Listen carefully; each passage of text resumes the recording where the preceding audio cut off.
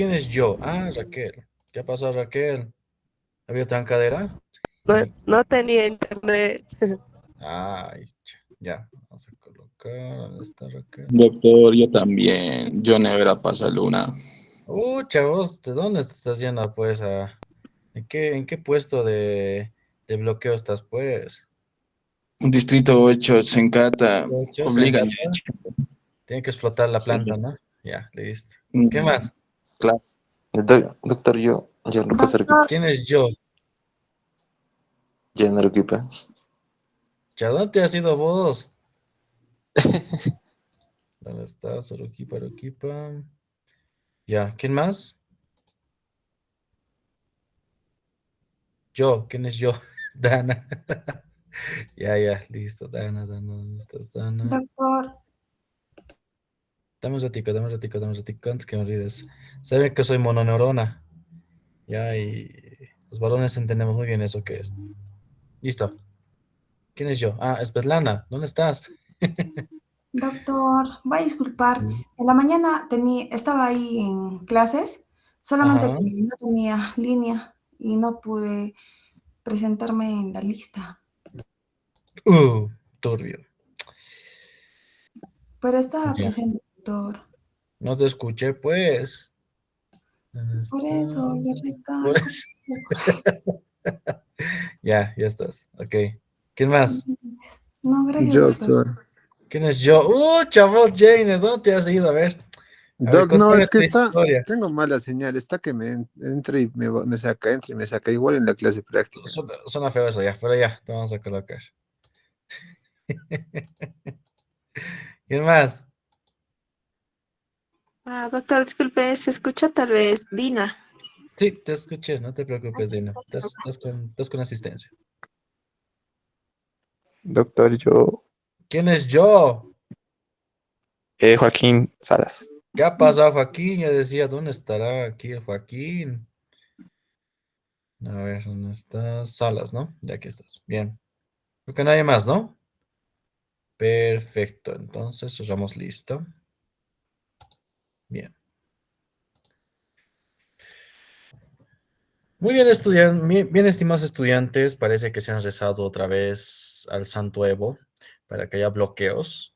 Se han salvado de su tarea. Pero sin embargo, la tarea igualmente se va a revisar la siguiente semana. Obviamente, esto va a ser una tarea de lo que corresponde, ¿no? A su Corynebacterio, Listeria, Vibrio y micobacterias atípicas. Se va a revisar en la siguiente semana. Sin embargo, los temas que vamos a avanzar el día de hoy, esos se van a evaluar en sus respectivos horarios de prácticas y la revisión de tarea como corresponde va a ser igualmente el siguiente sábado, ¿ya? Así que eso igual tiene su nota, o sea, o sea, el hecho de que lo hayan hecho bien, o sea, perfecto, van a tener tiempo para hacer las siguientes como corresponde, ¿ya? ¿Está claro esa parte? A los que tenían que dar examen hoy día van a dar doble examen la siguiente, lamentablemente, no me culpen a mí, culpen a los pinches de la COP, así que si tienen que despotricar contra alguien, háganlo contra ellos, no hay de otra, ¿ya? ¿No hay dudas? ¿No hay preguntas? Ya, entonces vamos a iniciar, vamos a ver dos bacterias pesadas hoy.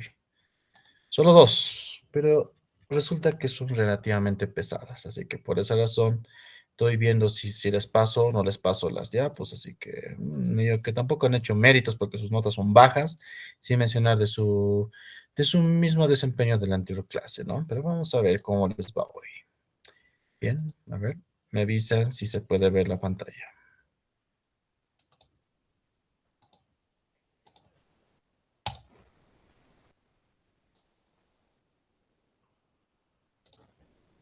Bien, ¿se puede ver? Sí, doctor. Ok, perfecto. Se puede ver, ¿no? Sí. Ok, a ver. Un ratico alistaré la garganta porque toda esta mañana he estado hablando. Ya.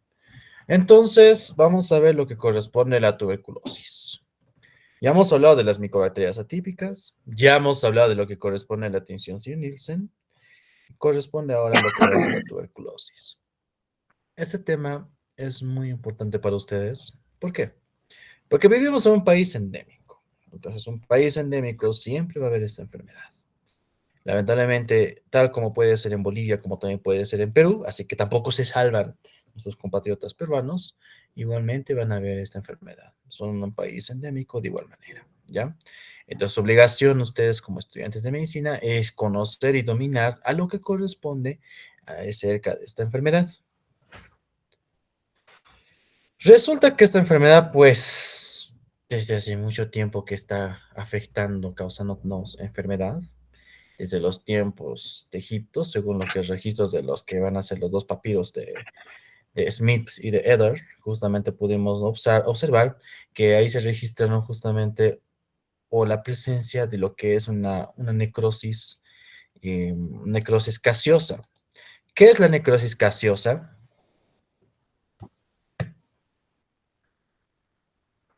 Es, doctor, la acumulación de un líquido o un trasudado o exudado, creo. Doc, es la necrosis que se da por esta Ya. vía de la ¿Qué más? tuberculosis a diferentes órganos. Exactamente. Muy bien, perfecto. Lo que quiero que entiendan y bien, gracias por ese aporte, es de que esta bacteria no solamente va a afectar a tenga oxígeno. Entonces, por ejemplo, en este caso, lo que pudieron ver en lo que corresponde a Egipto, pudieron ver restos óseos en el mal de Pot. Resulta que el mal de Pot es una enfermedad o la enfermedad de Pot que se da lugar cuando la micobacteria se encuentra en el cuerpo vertebral de las vértebras dorsales especialmente. Entonces en ese sector va a haber formación de alguna necrosis gaseosa.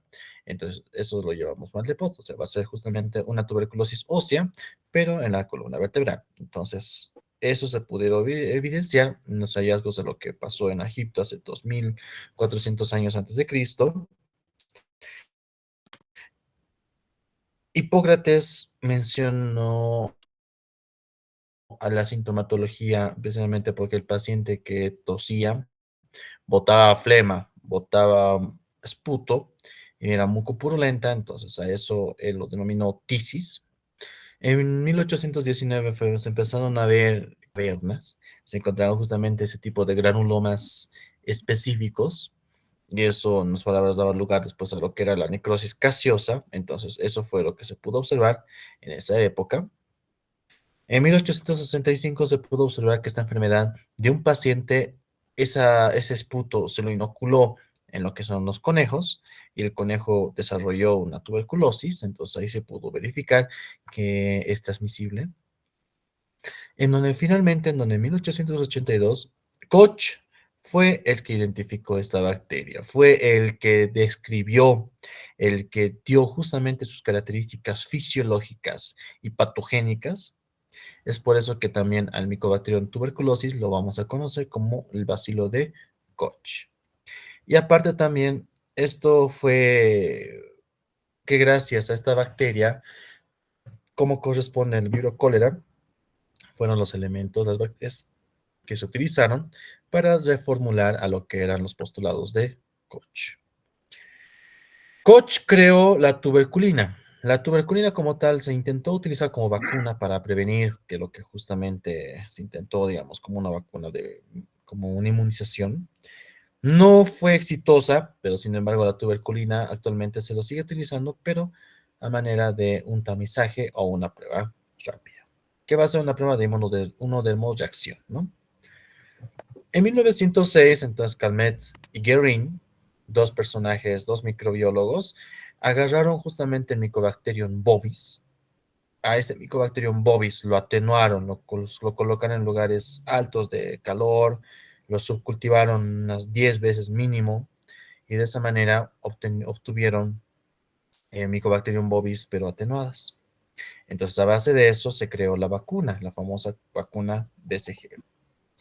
Entonces, son varios hitos históricos en los cuales esta bacteria fueron el personaje principal. En los años 40 y 50 se implementaron los primeros antituberculosos, como la streptomicina, el aminosalicílico y la isoniazida. Resulta que para ese momento estos tres fármacos eran suficientes para poder controlar a esta bacteria, pero resulta que después en los años 80 y en los años 90 como había el auge justamente de la Guerra Fría, había justamente algunas manifestaciones contra la guerra antibélicas, había justamente la proliferación, la aparición de los hippies, en donde su función, donde su pensamiento filosófico de estas personas era todos contra todos, ¿no? Entonces, evidentemente todos contra todos, pero sin alguna protección de barrera. Entonces, ahí justamente donde ha habido el auge de lo que era la transmisión del VIH. Y el VIH, pues, predispuso a que esta tuberculosis, porque había pacientes que ya tenían la bacteria, pero sus defensas la mantenían a raya, la mantenían encapsulada. Pero con el VIH, haciendo de que las defensas disminuyan su desempeño, entonces se produjo de esa enfermedad latente o de esa infección latente, se convirtió en una enfermedad, en este caso la tuberculosis. Y resulta que muchas de esas micobacterias tuberculosas han empezado a desarrollar resistencia, sea resistencia a la isoniazida, como también resistencia a la rifampicina. Entonces ahí fue justamente uno de los elementos clave en la historia. Recientemente, y gracias también al tiempo de lo que era el COVID, aunque ya básicamente ya se conocía lo que era el famoso Ginaspert antes, sin embargo ya con este del auge del COVID, que ya era la forma de poder producir una necesidad del uso de las pruebas de biología molecular en la bacteriología, entonces, bueno, justamente fueron de los puntos impulsores para que exista este método de diagnóstico, pero ya de manera mucho más rápida, ¿ya? Entonces, es toda una historia que podemos hablar de la tuberculosis desde hace mucho tiempo atrás hasta ahora ya los podemos seguir viendo, lamentablemente. Entonces, tengan en cuenta que esta va a ser de las enfermedades infecciosas más importantes a nivel mundial. ¿Quién puede producir tuberculosis? El Mycobacterium tuberculosis, pero hemos dicho ahora en un inicio de que existe un complejo Mycobacterium tuberculosis. Entonces, dentro de ese complejo de Mycobacterium tuberculosis, encontramos al Mycobacterium tuberculosis, encontramos al Mycobacterium bovis, Mycobacterium africanum y Mycobacterium caneti, Mycobacterium suricata, Mycobacterium, hay hartos. Y eso hemos visto en la anterior clase, ¿no? Todas estas por sí sola pueden conformar o pueden desarrollar la enfermedad de la tuberculosis. Todas las que no son de este complejo van a producir micobacteriosis, ¿no? Entonces, son cosas muy diferentes. Vemos entonces que entre las características que tenemos que conocer de esta bacteria es el tiempo en el cual crece. Por ejemplo, para que haya el desarrollo de colonias de esta bacteria en un medio de cultivo, tiene que pasar por el lapso de 20 a 40 días de lapso. O sea, realmente es muy lento. Estos, en su gran mayoría de estas micobacterias tuberculosas, van a ser aerobios estrictos. Ahora, no forman esporas, no tienen flagelos, pero lo que lo hace potente y peligroso va a ser su pared Barr, en donde hemos dicho que el componente principal de esa pared Barr va a ser los ácidos micólicos. Entonces, gracias a los ácidos micólicos, esta bacteria se torna todoterreno en cualquier sector. Puede haber también los azúcares del araminogalactano, el lipoarabinomanano, que van a ser también componentes propiamente de este tipo de pared, pero el principal va a ser el ácido micólico. Entonces, básicamente van a ser lo que hemos visto en clases, los que lamentablemente no hemos podido pasar prácticas, bueno, lo vamos a ver en otra clase mucho más a futuro cuando haya tiempo.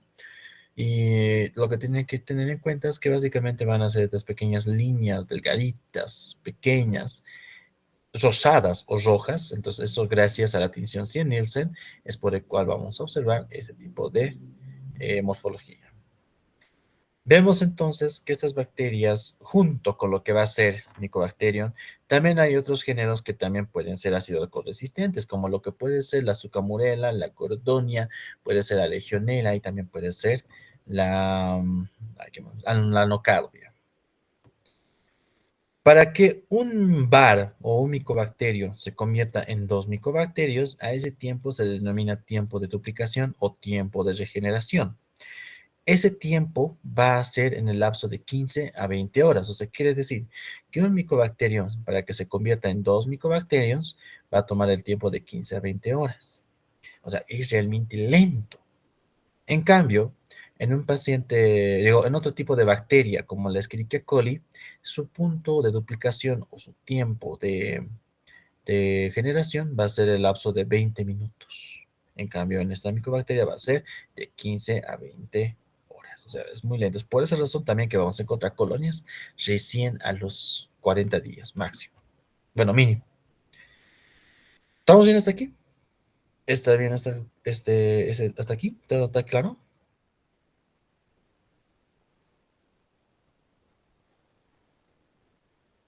Sí, da. Ya.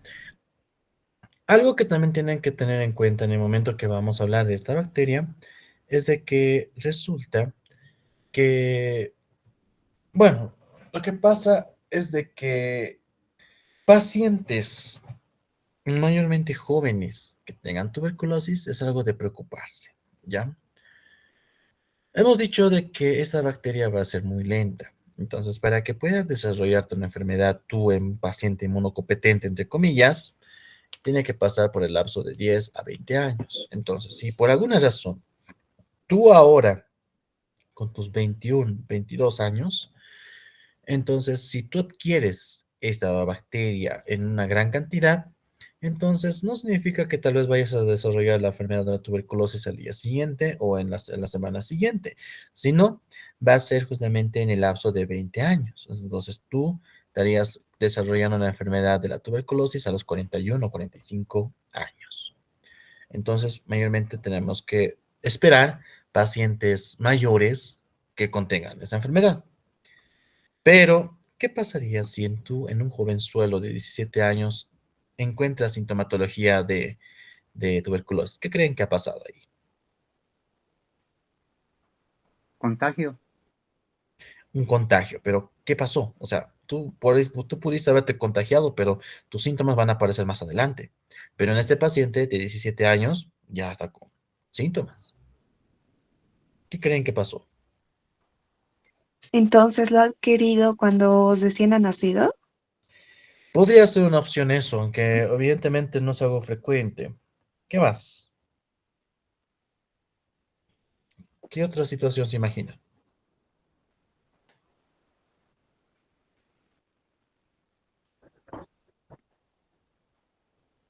Nada. ¿En un recién nacido, doctor? No.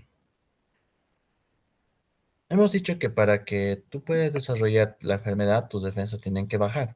Entonces, ese paciente con 17 años, ¿qué pudo haberle pasado a ese paciente? ¿No tenía la vacuna, tal vez? Recientemente a todos los pacientes, resulta que todos tenemos la vacuna. O sea, aquí en Bolivia, digamos, ni bien naces, te ponen la vacuna en ese momento o si no en la semana como tal. Es muy difícil que algunos escape de la vacuna, ¿ya? Pero puede ser una opción. Pero en este caso, en el ejemplo que estoy planteando, no es.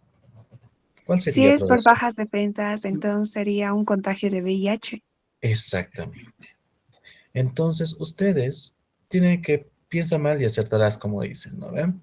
Y resulta a veces de que cuando tú veas un paciente que tenga por los 20 años, 17 años, entonces, como están relativamente en una etapa de edad fértil, y más incluso hasta los 15 años o 14 años, si hablamos de Santa Cruz hasta 12 años, o sea, realmente es muy fregado esta situación, entonces pueden notar de que posiblemente ese paciente que tenga sintomatología de tuberculosis también posiblemente tenga VIH. Evidentemente, a este paciente le vas a pedir una prueba rápida de VIH. Evidentemente, si hay una reacción, entonces no se va a decir con esa prueba rápida tuberculosis positiva, sino se va a decir tuberculosis reactiva. ¿Qué se tiene que hacer? Hacer otra prueba. Si esa otra prueba también te sale reactiva, entonces ya se conlleva hacer una prueba de confirmación, que puede ser de cuarta generación o puede ser de Western blot. Entonces, ahí recién con esa prueba avanzada o con PCR, recién tú ya puedes decir que es una VIH positivo, ¿no? Y este tipo de situaciones tienen que manejarlo con mucho cuidado. ¿Por qué? Porque en el momento que te equivoques, por alguna razón, en el momento que tú puedas hablar mal incluso o expresarte mal, resulta que el paciente lo puede tomar mal, después se puede deprimir y a veces, en muchos de esos casos, cuando tienen pacientes que se enteran que tienen VIH, usualmente se suicidan. Entonces, por eso hay que tener mucho cuidado en lo que hablan, más que todo con esta enfermedad. ¿ya? Pero bueno, volviendo entonces. Ese paciente que tenía 17 años, hay que confirmar o descartar posiblemente que tenga VIH. Entonces ahí ya se puede explicar por qué en jovencitos tienen VIH. Ahora, les pongo algo más difícil. Un paciente de 5 años que tenga tuberculosis, ¿por qué habrá sido la situación? ¿Qué habrá pasado ahí? Nivel molecular, bajas defensas. O sea que el Podría, feto ya nació así. podría ser también, pero no es que no haya nacido así, sino que algo pasó aparte de eso.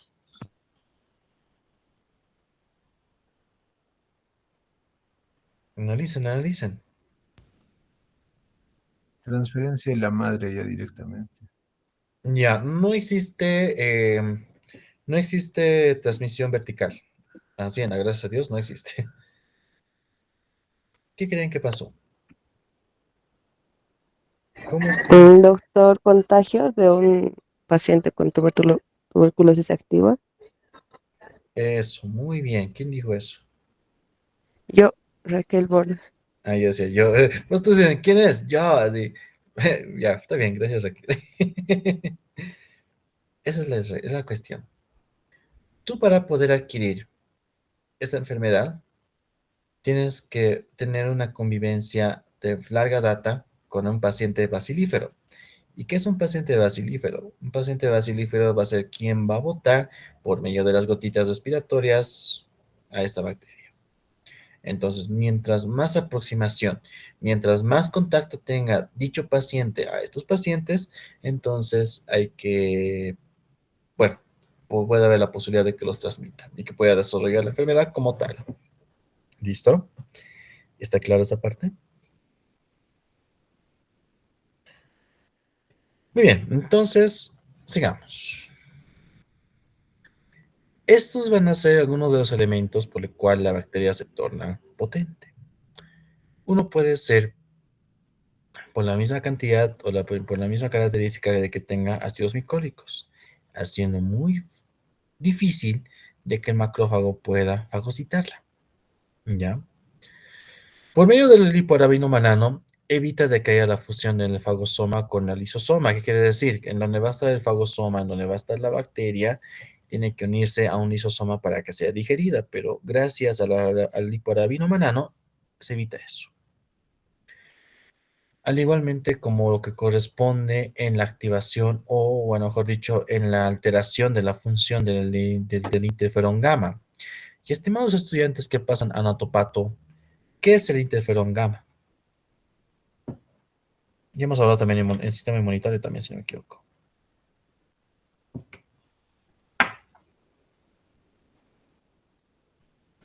¿Cómo es? Es una citocina que actúa para la respuesta inmunitaria. Perfecto. ¿Qué función tendrá? ¿Qué hace en el sistema inmunitario?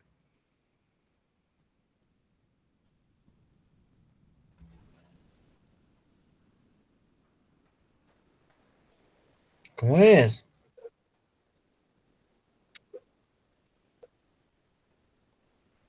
O hay que hablar con el doctor Mendoza, la otra, no, ¿qué más? La No, otra es como un Sarabia. mensajero, doctor, es un mensajero. Ya, es justamente eso, es una citocina, ¿no? Pero resulta que esta bacteria, bueno, esta citocina activa a los macrófagos, ¿ya? Básicamente, como el macrófago ya va a contener al patógeno en un fagosoma o en un endosoma, entonces tiene que unirse y básicamente activar sus lisosimas y sus peroxisomas. Pero no lo hace solo. Necesita justamente del interferón gamma para activar. Es como si fuese un inodoro con contenido. El que va a jalar la cadena va a ser justamente el interferón gamma. ¿Ya?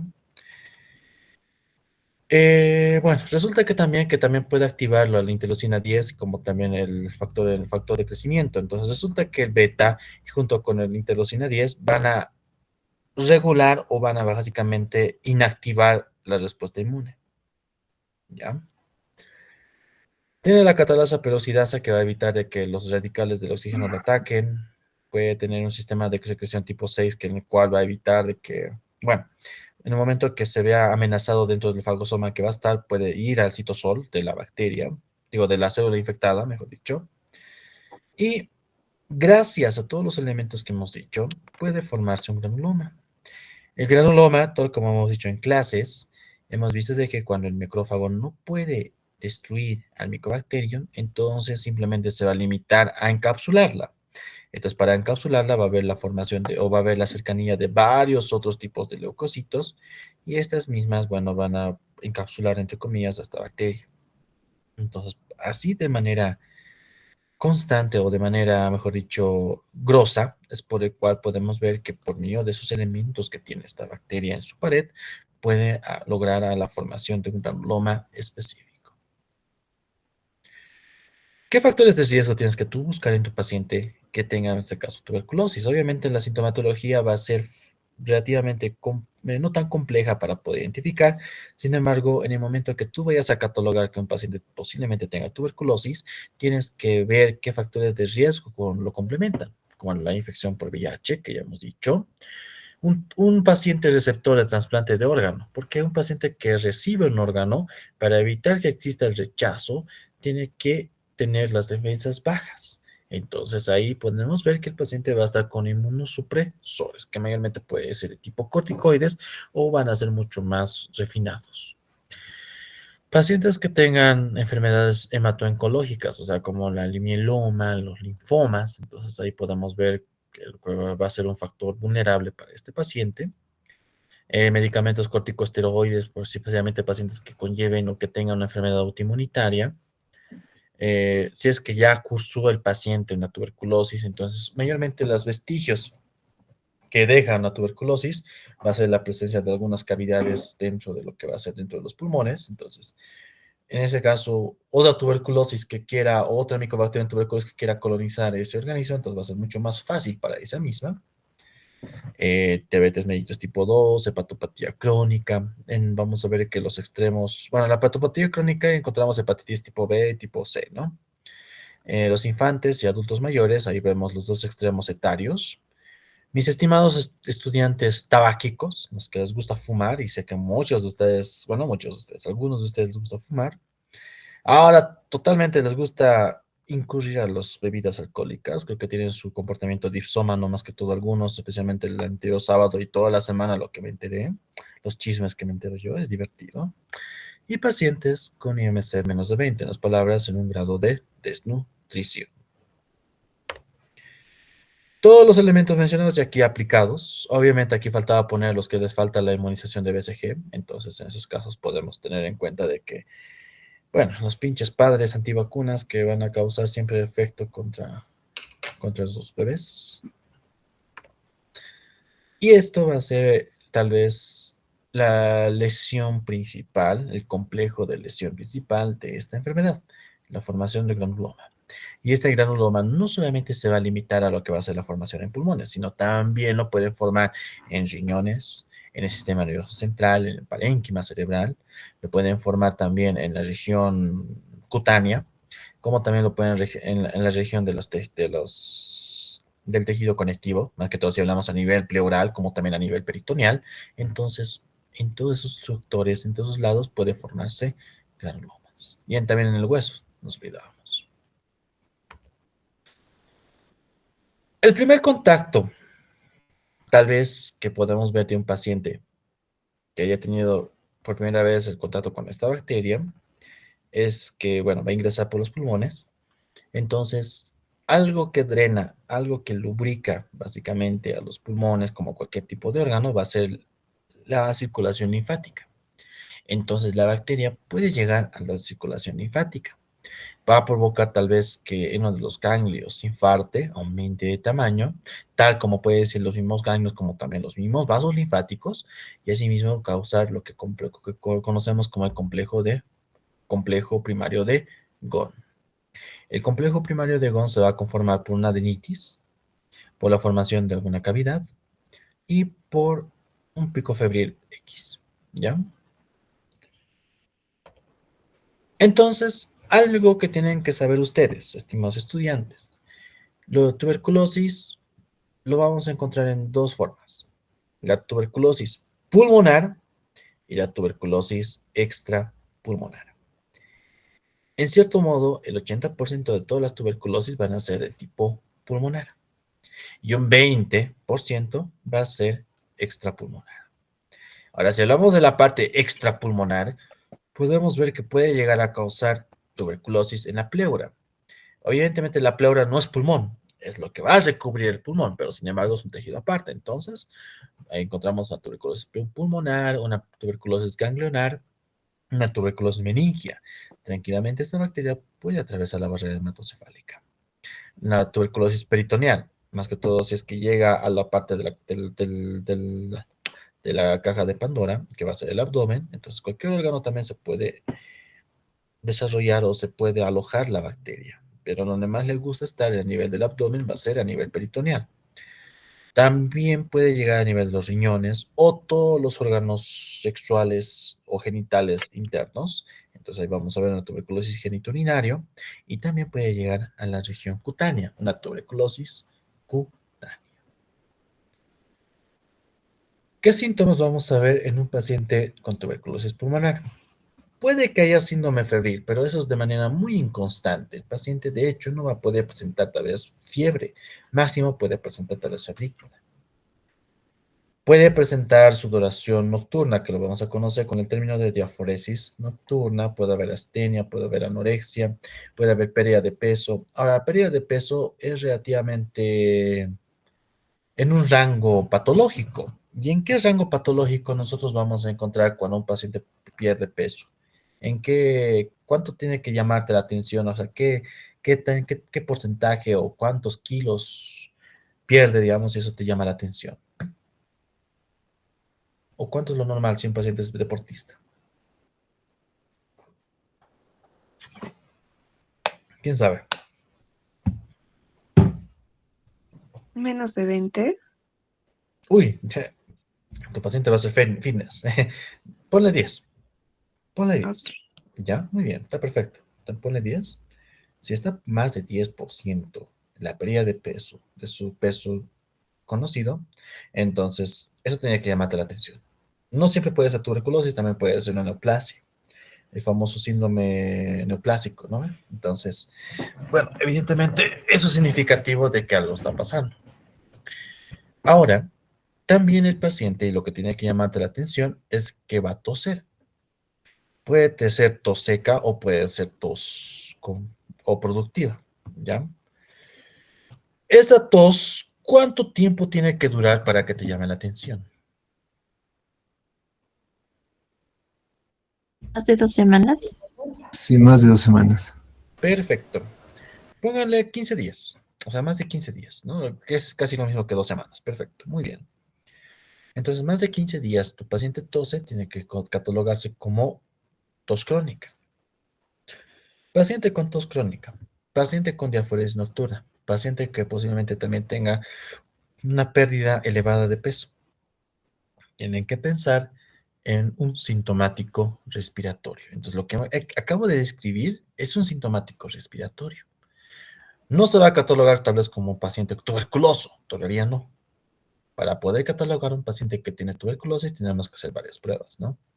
Sin embargo, el hecho mismo de poder detectar a un paciente que esté tosiendo más de 15 días, que tenga diaforesis nocturna y también esté acompañado con una pérdida de peso significativo, entonces a ese paciente nosotros lo llamamos sintomático respiratorio. Y ustedes, estimados estudiantes, cuando estén en provincia, van a hacer la búsqueda y rastrillaje de pacientes sintomáticos respiratorios. Esa es obligación de ustedes, ¿ya? Entonces, para eso, ¿cómo nosotros podemos confirmar que un sintomático respiratorio es tuberculoso o no? ¿Qué pruebas hemos visto hasta el momento que se hace?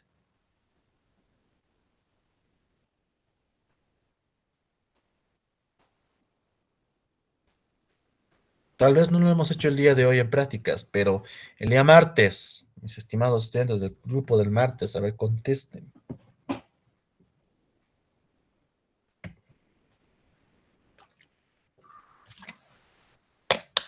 ¿Cómo es? ¿Nada? ¿Los castigo? Bueno, los pongo La del así. esputo, doctor, la del esputo. El es puto. ¿Quién es puto? No, la prueba del esputo. Ya, esa prueba del esputo, el buscar bars en lo que va a ser en un esputo, se denomina vaciloscopía. Entonces, para poder ver placas en la baciloscopía, lo tienes que tener con tinción 100 Nielsen, ¿no? ¿Ve? Perfecto. Pero bueno, la respuesta de mi pregunta previa era la baciloscopía. Entonces, la baciloscopía, ¿cuántas muestras se realizan? Son 3. 3, ¿no ve? La primera tiene una significancia de 80%, la segunda tiene la significancia de un 15% y la tercera muestra tiene una significancia de 5% de búsqueda, ¿no? Entonces, tú a ese paciente sintomático respiratorio tienes que pedirle mínimo una vaciloscopía. También sería pedir un cultivo, o sea, no lo vas a pedir al paciente, sino vas a ordenarlo de que sus muestras puedan llegar a hacer esos procedimientos. Ahí ya verás, o bueno, el laboratorio ya verás si el paciente es negativo o si es una cruz, si es 2 cruces o 3 cruces. Entonces, por eso la vaciloscopía es una herramienta de tamizaje, va a ser una prueba cualitativa en el cual te va a poder ayudar a detectar que si los sintomáticos respiratorios son de origen tuberculoso o no. ¿Ya? Ahora, como les dije en su momento, todo bar que se ve en la Nielsen, todo bar que se ve en la baciloscopía, no siempre significará que es tuberculosis, pero como somos un país endémico, en la gran mayoría de los casos sí puede ser causado por un micobacterio en tuberculosis. En otros casos podría ser una micobacteriosis, ¿no? Pero bueno, eso ya se tiene que confirmar o descartar en el momento que se haga cultivo o en el momento que se haga pruebas moleculares. Las complicaciones que van a ver ustedes, estimados estudiantes, son varias. O sea, por ende, la tuberculosis extrapulmonar ya se considera una complicación. También podemos ver que ya va a haber la formación de que el paciente presenta una hemoptisis masiva. ¿Qué quiere decir hemoptisis? Es la expulsión de sangre por vías aéreas. ¿Y cómo te das cuenta que todo lo que salga de tu boca es de vías respiratorias? Mayormente esa cantidad de sangre que va a salir va a estar acompañada con burbujas, ¿no? Y no se va a encontrar contenido alimenticio. Entonces ahí confirmas vos de que es una hemoptisis.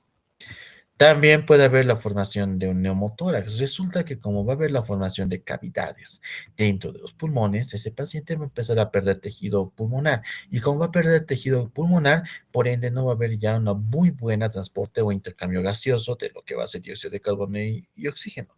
Entonces va a haber un punto donde va a poder llegar a una faceta de insuficiencia respiratoria y eso va a provocar de que el paciente pues ya no pueda subsistir sin presencia de oxígeno, ¿no? Ahora, hay un cuadro que se denomina tuberculosis miliar.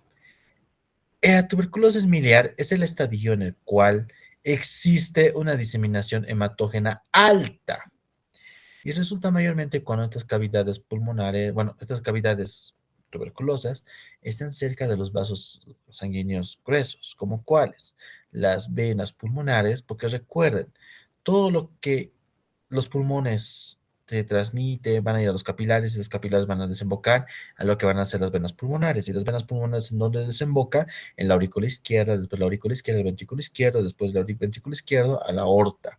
Entonces, de esa manera, por medio de esa vía, la bacteria, el Mycobacterium tuberculosis, puede diseminarse a diferentes órganos. Entonces, mientras más diseminación haya, evidentemente va a haber más probabilidad de que exista tuberculosis extrapulmonar. Entonces, mientras más órganos estén afectados, entonces va a ser mucho más grave.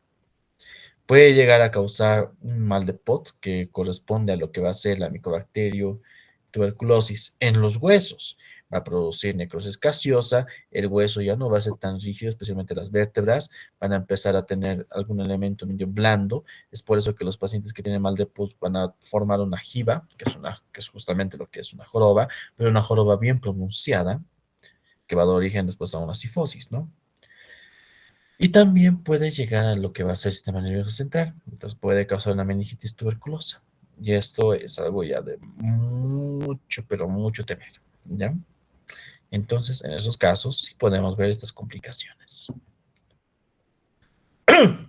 Entonces, viendo bueno, apartando un poco de lo que va a ser la clínica, ¿qué vas a hacer vos? Tú vas a pedir vaciloscopía. La vaciloscopía ya lo hemos visto en prácticas. Bueno, en la pseudopráctica, los del grupo de hoy, ¿no? ¿Qué otro elemento más tenemos que solicitar en este medio, bueno, en este tipo de diagnóstico de esta bacteria? Va a ser el cultivo. El medio de cultivo que se utiliza para poder diagnosticar esta bacteria va a ser Löwenstein-Jensen. Entonces, por favor, escríbanselo bien, fíjense bien cómo se escribe, porque sí les voy a preguntar en algún momento.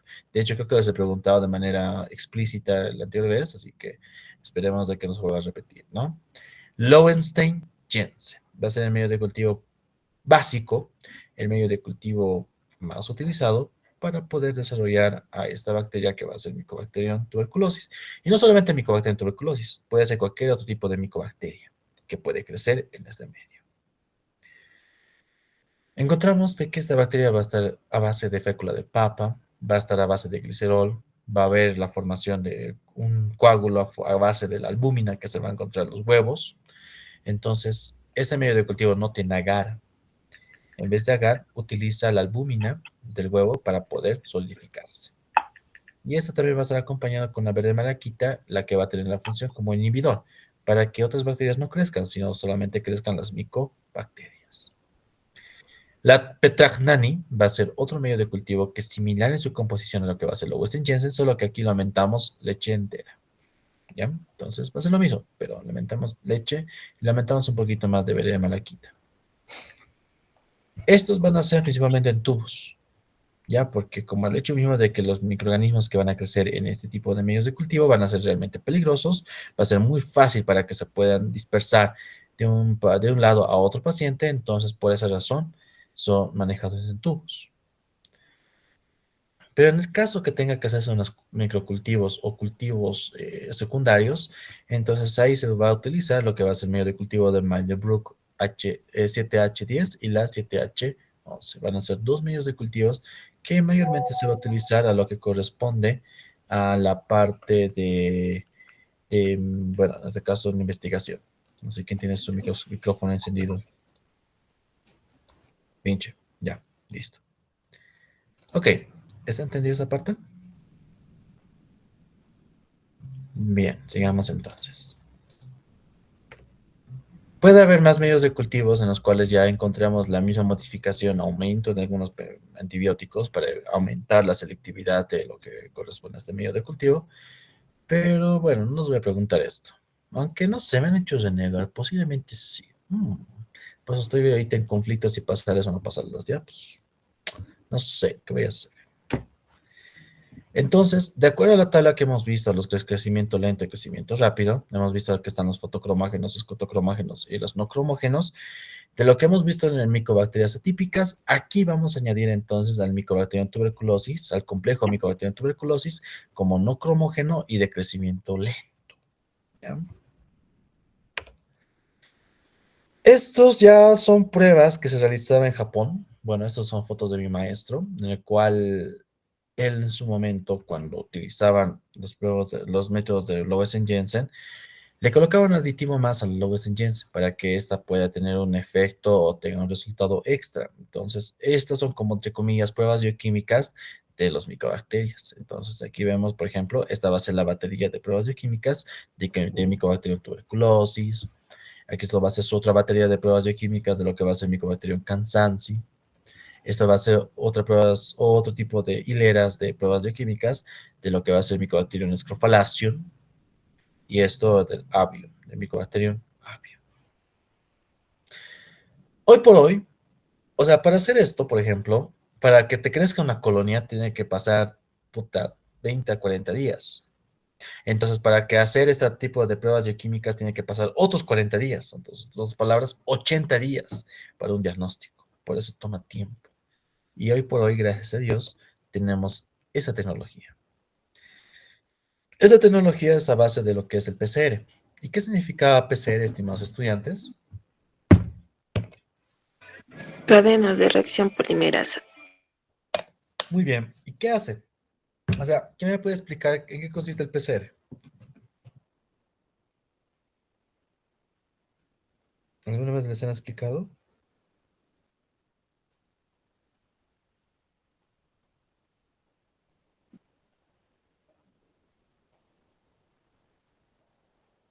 Nunca nos han explicado eso. Ya, es básicamente una prueba que se va a encargar de buscar el ADN de dicho microorganismo. ¿Quién no levanta la mano? A ver, cuéntame. Doctor, creo que era una prueba para detectar el material genético. Ujú, ya, está perfecto.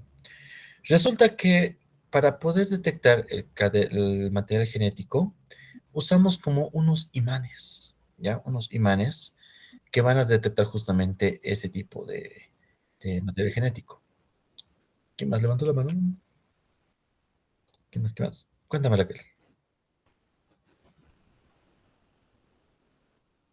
¿Mm? O creo que se te pasó, No, doctor, se ha apretado 2 veces. ¿se ha prestado 2 veces? Ah, ya. Dale, no te preocupes.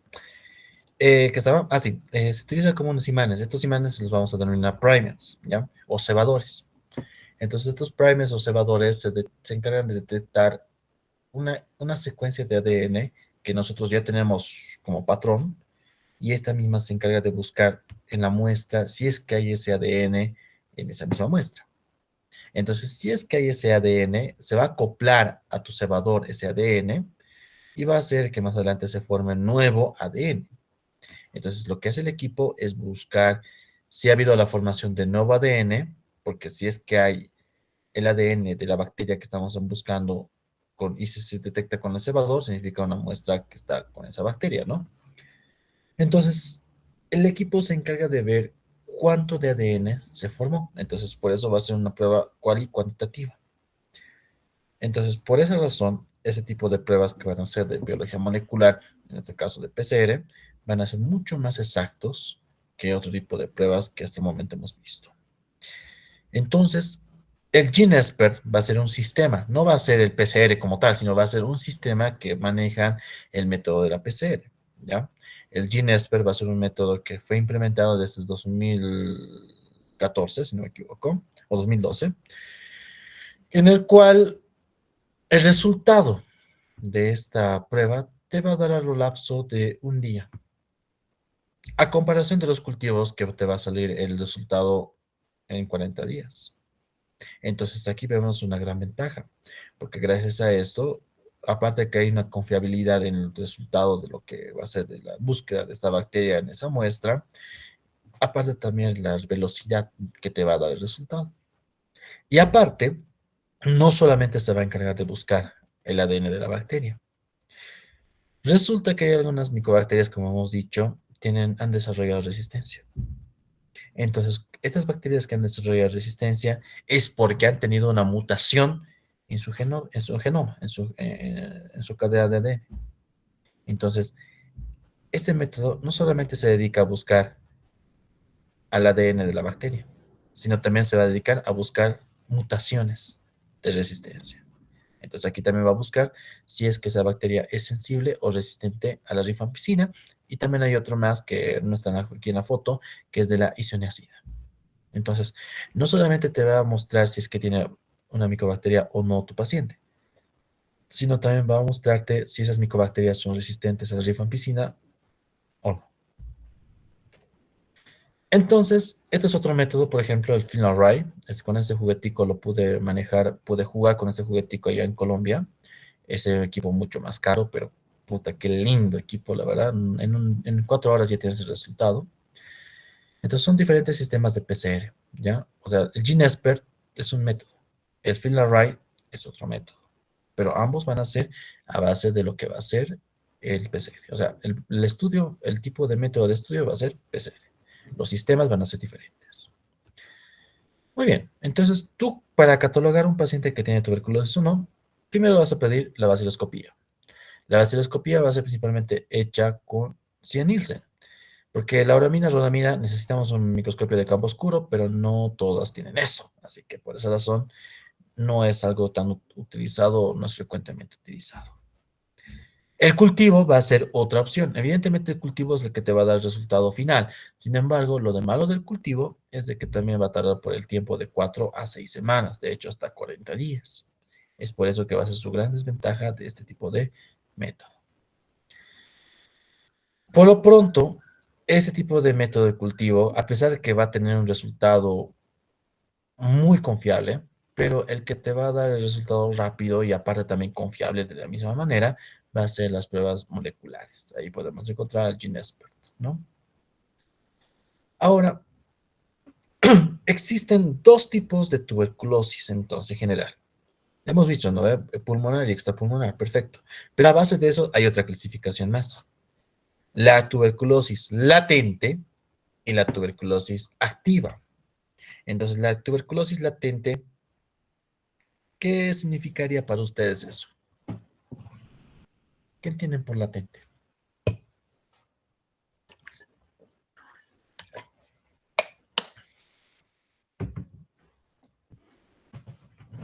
¿Cómo es?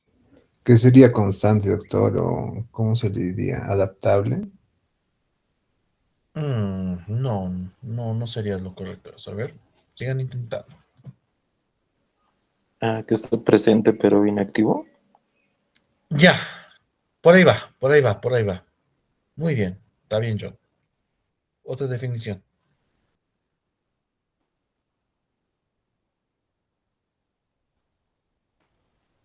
Doctor, ¿no es un paciente portador pero asintomático? Eso, muy bien. Básicamente véanlo como latente, como si estuviese durmiendo, ¿ya? Y el activo porque está con sintomatología. Somos un país endémico, por lo cual la mayoría de ustedes incluso podría dar hasta la sospecha de que tienen sus Mycobacterium tuberculosis. Pero no están desarrollando la sintomatología porque tienen una carga muy baja. En donde sí tenemos que pensar tal vez una infección latente como tal, va a ser en pacientes que hayan estado en contacto constantemente a un paciente bacilífero. Un paciente bacilífero va a ser una tuberculosis activada, pero los que están alrededor, especialmente viviendo en un hacinamiento con ese paciente, entonces en esos pacientes sospechamos de una infección latente. ¿Ya? Muy bien. Ahora, según la terminología, según la teoría, hay dos pruebas que cuales nosotros podemos basarnos para poder detectar a un paciente con infección latente. Puede ser la prueba de la tuberculina y puede ser la prueba de la IGRA, ¿ya? La tuberculina va a ser una prueba de inmunodermoreacción en el cual en un determinado elemento tú rayas, por ejemplo, en una parte de lo que va a ser la porción anterior del brazo. En ese sector, especialmente cerca de la muñeca, ¿no? Es donde se va a inyectar un punto de control y un punto donde vas a colocar la PPDD. La PPD va a ser justamente una proteína propia de lo que va a ser de tuberculosis. No es que te estén inyectando tuberculosis, sino que te están inyectando una proteína de la pared de la tuberculosis. Entonces, si la reacción es mayor a 3 centímetros de diámetro de lo que fue en un punto inicial, entonces a eso lo catalogamos tuberculina reactiva. Pero, ¿qué es lo de malo de esto? Tu paciente que recibió la BCG en el nacimiento, siempre va a presentar una tuberculina positiva. Entonces, por esa razón, la tuberculina aquí en Bolivia no es útil, porque te va a salir falsos positivos. Entonces, hasta incluso trae problemas esto, porque si tú quieres viajar a Estados Unidos o viajar a otro tipo de país de primer mundo, Alemania o a Francia o Italia, entonces, ¿cuál va a ser el pedo? Que te van a pedir la tuberculina. Obviamente la tuberculina negativa tiene que salir para que tú puedas viajar.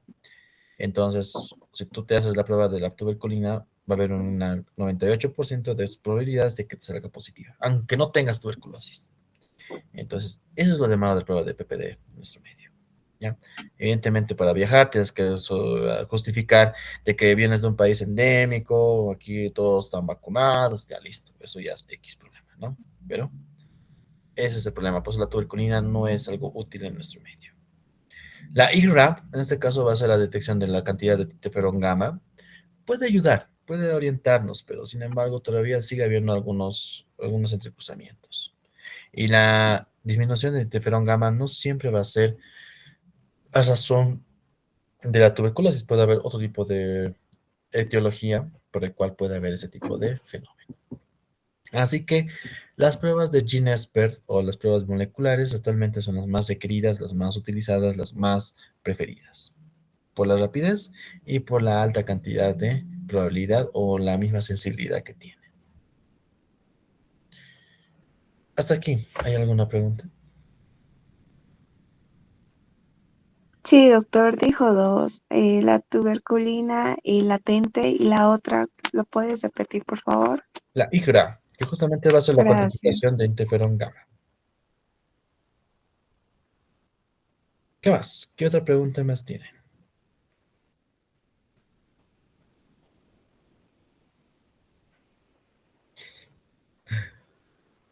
¿Nada más? Ya. Ahora el tratamiento. Vamos a tromarles un poquito. Antes se creía que era adecuado hacer el tratamiento solamente en pacientes con tuberculosis activa, pero resulta que actualmente fueron reformulando eso. De hecho, en un boletín, y eso que es de 2019, que es antiguísimo, pero al momento sigue siendo innovador en su propuesta terapéutica, ¿ya? Este es un estudio que se realizó justamente en la Universidad aquí en San Andrés, en la Facultad de Bioquímica, ¿ya? Es uno de los estudios que cabe mencionar que fueron bien complementados y cada vez la visión de los tratamientos clásicos de tuberculosis fueron reformulados, porque resulta que es complejísimo esto, ¿ya? Pero vamos a ir con calma. Entonces, existen dos tipos de pacientes, uno con infección latente y otros con tuberculosis activa. Entonces, ustedes, ¿cuál sería lo primero que deberían evitar en ese tipo de dos pacientes? O sea, ¿cómo harías tú para que no haya tantos casos de tuberculosis? ¿A quién darías más atención? ¿A los pacientes con tuberculosis o a los pacientes con infección latente? Infección latente. Es Latente. eso. Resulta que justamente ese documento es lo que intentó justamente plantear. O sea, evidentemente a los que tienen tuberculosis hay que darles tratamiento todo, ¿no? Pero también enfocarnos a los que van a hacer la infección latente. Porque así, si tú puedes privar o detener en el momento de su faceta de latente, entonces vas a evitar que se desarrolle más adelante una infección de tuberculosis activa. Entonces, por esa razón fueron cambiando algunas cosas. Entonces, al paciente que tiene infección latente también se le da antibióticos, también se le da antituberculosos. Pero tú tienes que tener cuidado mucho en lo que vas a hacer antes de hacer eso. O sea, antes de iniciar tratamiento tienes que tomar algunos factores, como cuáles. Evitar que el paciente pues sea un dipsómano, ¿ya? O sea, que no tome o que tome todo el tiempo. O sea, obviamente los fármacos como la rifampicina y la cianida van a tener su metabolización, tiene que tener su buena desintoxicación a nivel hepático. En otras palabras, va a chingar el hígado. Entonces, si el paciente ya tiene su hígado ya chingado, entonces por esa razón no podemos darle tratamiento a ese paciente con facilidad. Y en el momento que tú inicies el tratamiento en este paciente, entonces hay que vigilar que no haya mucha lesión hepática. ¿Y cómo puedes fijarte si su hígado está bien o está mal? Entonces ahí nos fijamos en las transaminasas, ¿no ve? La alanina aminotransferasa y la arginina aminotransferasa. De acuerdo a esto, puedes ya verificar si está el tratamiento en un rango que sea soportable o no. Y en Doctor, pacientes, disculpe, una consulta. cuéntame, hermano. Y en los pacientes que ya han tenido hepatitis en este caso, Ujú. Hay que ¿cómo? cambiar, cambiamos con otros fármacos. Ahorita vamos a ir uno por uno. Ok, ok. Pero está perfecto. Está bien la pregunta, hermano. Está muy bien. Ahorita te lo vamos a resolver más adelante, ¿ya? Porque es un tema, como les digo, es complejo. Por eso yo quiero ir con calmita. Bien, perfecto, hermano. Muy bien. Entonces, nosotros también, este paciente que vayamos a iniciar tratamiento en infección latente, también tenemos que vigilar sus transaminasas. Y si el paciente tuviese alguna micobacteria que tenga multidrogoresistencia, entonces aquí ya merita hacer el uso de las quinolonas. Entonces, tú erradicas a los bacilíferos, entonces vas a erradicar que también haya más infecciones latentes. Entonces, si te das cuenta, en ambas situaciones tienes que hacer tu tratamiento en pacientes que tengan la tuberculosis activa y también en pacientes que tengan una infección latente. Entonces, ambas tienes que manejarlas. Veamos. Tuberculosis latente en adultos no gestantes y que no tengan VIH. Entonces, mayormente el tratamiento, primer esquema, corresponde al uso de la isoniazida. La isoniazida va a ser 5 miligramos kilo peso día, vía oral, por el lapso de 6 a 9 meses. Otro esquema puede ser la isoniazida con la rifampicina. Esto mayormente puede ser cuando, si tú estás seguro, digamos, de que tal vez el paciente no viva con un bacilífero, o sea, una alta probabilidad de que ese paciente pueda llevar de una tuberculosis latente a una tuberculosis activa, entonces tú el segundo esquema lo puedes utilizar. O tal vez en el primer esquema que se olvidó tomar isoniazida. Pasa, nosotros somos súper despistados, van a ver que muchos de ustedes van a ser los peores pacientes, van a ser buenos médicos, pero van a ser pésimos pacientes, ¿no? Entonces, igual pasa. Así que en esos casos, utilizas el segundo esquema. Si no te sirve, si no se puede o no tiene éxito ese tipo de tratamiento, entonces ya con rifampicina. Y si no, después con la isoniazida y rifampicina, ¿ya? Esto en pacientes con tuberculosis latente que no sean gestantes y que no tengan VIH. En paciente latentes en gestantes, especialmente aquí tenemos que priorizar el uso de la isoniazida con la piridoxina. Entonces, estos dos fármacos lo das al paciente por el lapso de 9 meses. Pasa a veces también que tal vez se puede olvidar o tal vez el paciente o la paciente es alérgica a la piridoxina. Entonces, aquí ya, en vez de darlo estos dos, simplemente ya le vas a dar rifampicina. Pero eso sí, vigila muy bien sus niveles de transaminasas. Paciente latente no gestante, pero que tenga VIH. De igual manera, aquí puedes hacer el uso de la isoniazida con la piridoxina. Las dosificaciones van a ser similares a la gestante, pero si es que por alguna razón se corta el tratamiento o no hay un buen manejo o buena vigilancia de ese tratamiento, entonces le das el segundo esquema, que va a ser el uso de la rifampicina o la rifabutina, que van a ser dos opciones que también puedes aplicar. Ahora, si hablamos de una paciente activa, o sea, con una tuberculosis activa, sin comorbilidad, o sea, que no tenga enfermedad de base, que no tenga diabetes, que no tenga una tuberculosis previa, que no tenga hepatitis, que no tenga alguna afección que altere la medicación y que tampoco tenga embarazo, entonces aquí ya utilizamos el esquema clásico. Los 2 meses y 4 meses.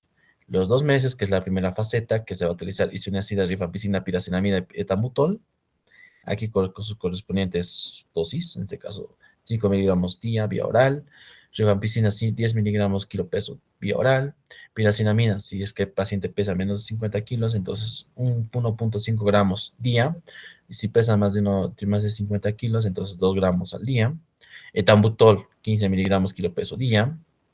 Estos 4 fármacos tiene que tomar tu paciente todos los días en el lapso de 2 meses. Después llega la segunda fase, los 4 meses o 4 meses y medio, en el cual tienes que dar tratamiento con isoniazida y rifampicina. O sea, ya suspendes la piracinamida y el etambutol. Solo va a quedar la isoniazida y la rifampicina. Entonces, ese es el esquema clásico. Es el esquema cuando el paciente tiene tuberculosis por primera vez y si es que es un paciente que haya cumplido bien o que cumpla bien su tratamiento, o sea, por primera vez.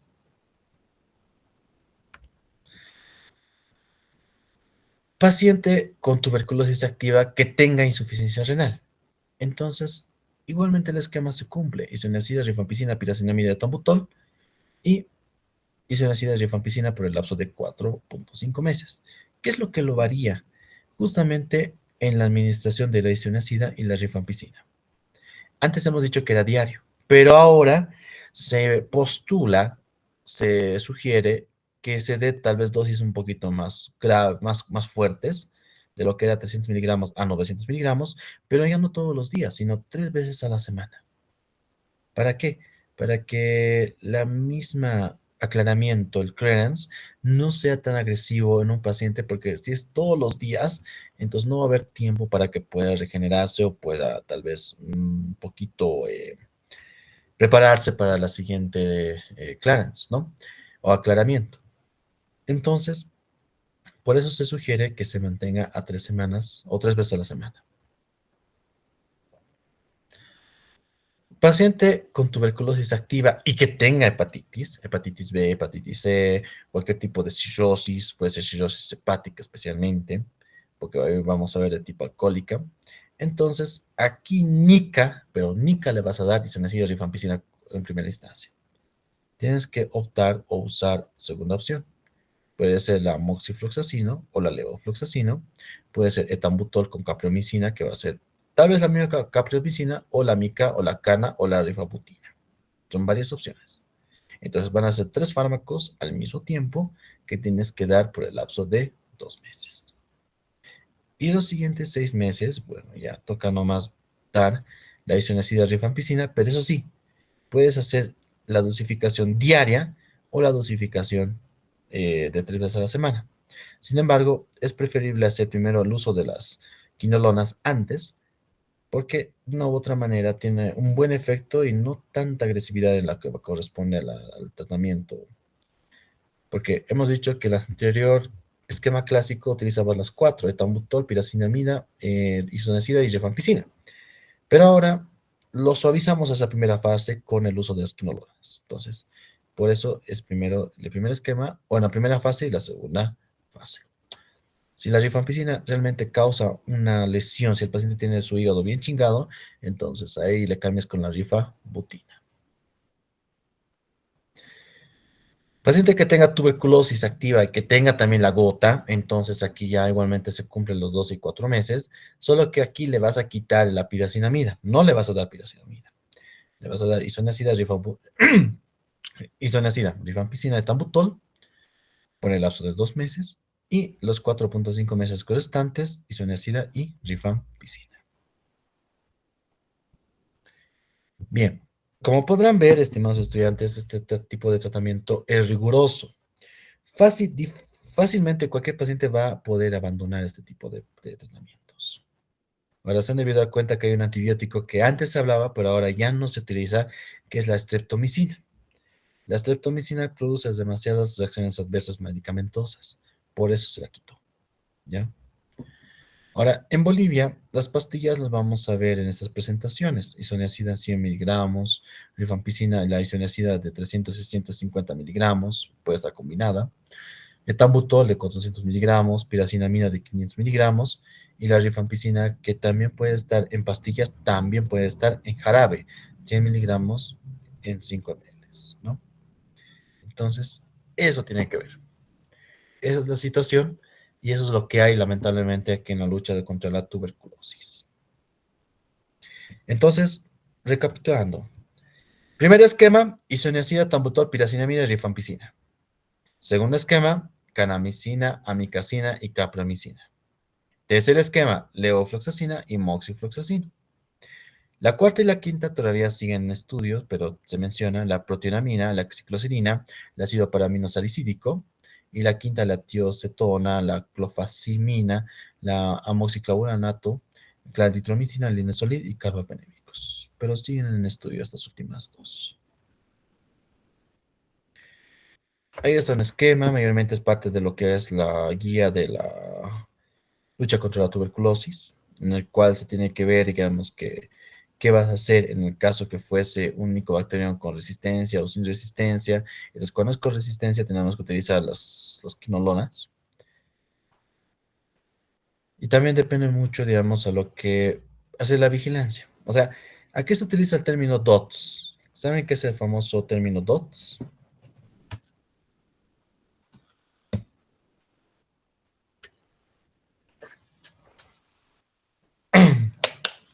Esto se acaba.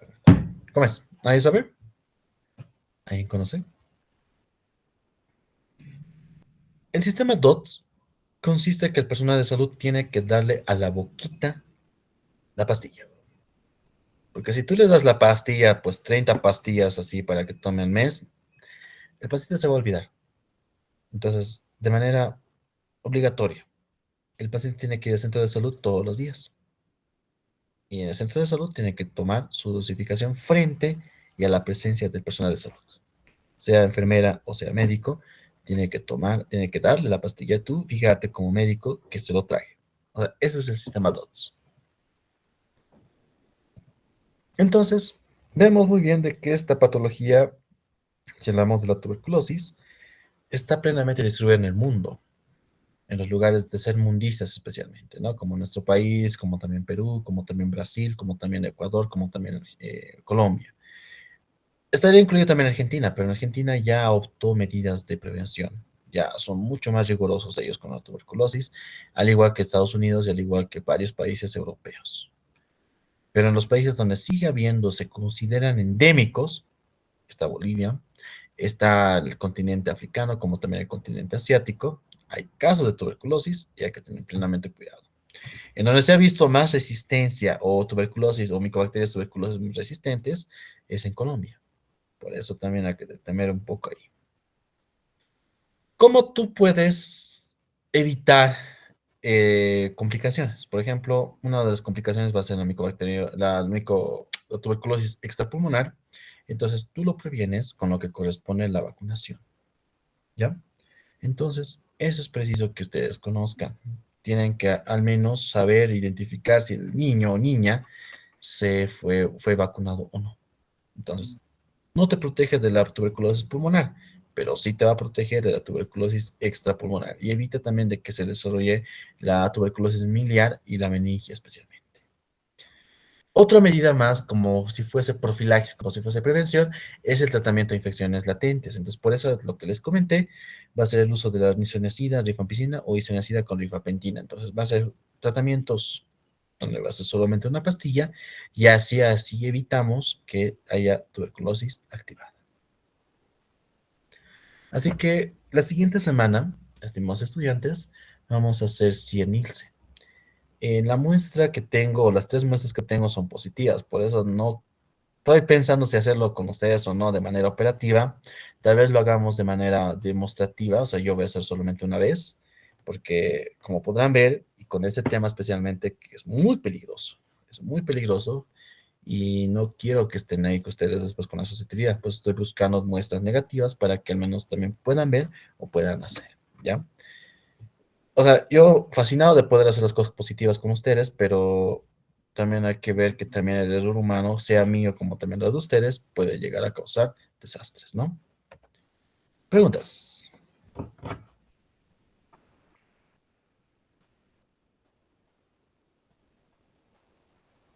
Ya, tienen 10 minutos de descanso y vamos con el siguiente tema más ratico, ¿ya? Vayan a tomar agua, cafecito. Mi garganta también ahorita lo voy a lubricar porque está medio ronco, así que nos vemos en 10 minuticos.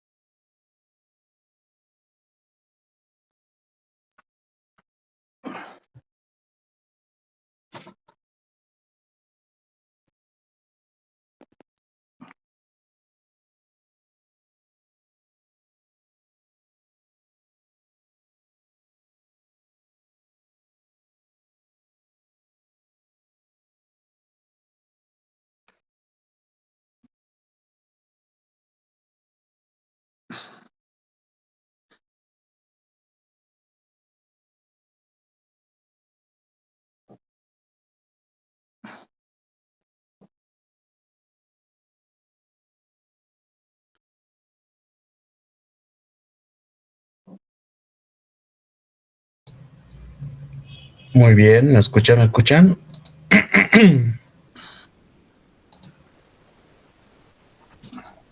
¿Están ahí, estimados estudiantes? Sí se le escucha, doctor. Sí, doctor. Ok, ¿ya han ido a comer su pseudo almuerzo? ¿Han ido a comer alguito? Ok, entonces, aquí me olvidé alguito. Listo. Ok. Ahora vamos a hablar de lo que corresponde a la lepra. Ay, la lepra, la lepra, la lepra. A pesar que es una de las enfermedades que no se va a ver con frecuencia, pero igualmente está presente ahí, está presente, debemos conocerla. Y para su mala suerte, esta bacteria, bueno, esta enfermedad va a ser causada por una micobacteria de igual manera, ¿no? Entonces, entendemos que la lepra va a ser justamente causado por una micobacteria que va a ser la micobacteria leprae. Resulta entonces que este tipo de microorganismo va a afectar lo que va a ser la piel. Entonces también va a afectar a lo que van a ser las ramificaciones nerviosas. Es por eso que el lugar en la piel que va a estar afectada a esta bacteria no va a presentar sensibilidad, no va a presentar dolor, no va a presentar como tal, o sea, va a ser como si fuese un elemento, una masa de piel, pero sin nervios. También puede afectar a las vías respiratorias superiores y también correlacionado a los ojos. Van a ser los receptores en donde van a estar plenamente las lesiones por esta bacteria. Al igual como hemos visto, este tipo de microorganismo también va a tener un crecimiento lento.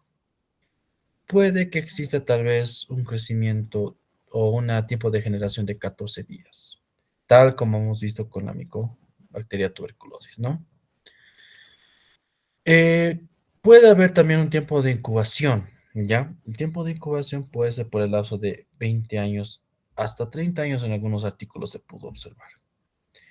Para que tú puedas adquirir esta bacteria, tiene que haber contacto con las lesiones, ¿ya?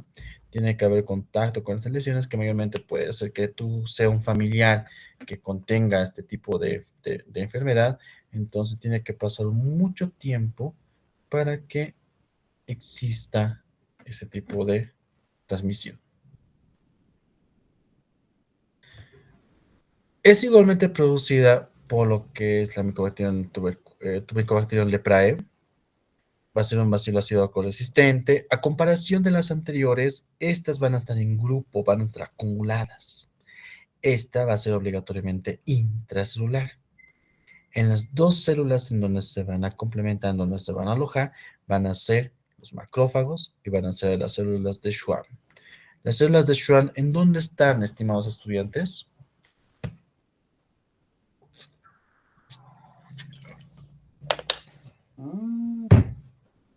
¿Dónde están las células de Schwann? Han pasado histología, ¿no ven? Sistema nervioso central, doctor.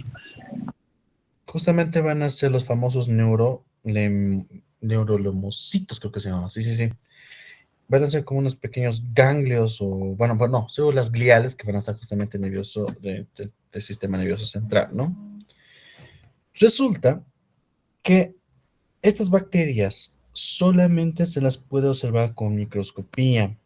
A comparación de la micobacteria tuberculosis, esta micobacteria leprae no se puede cultivar, ¿ya?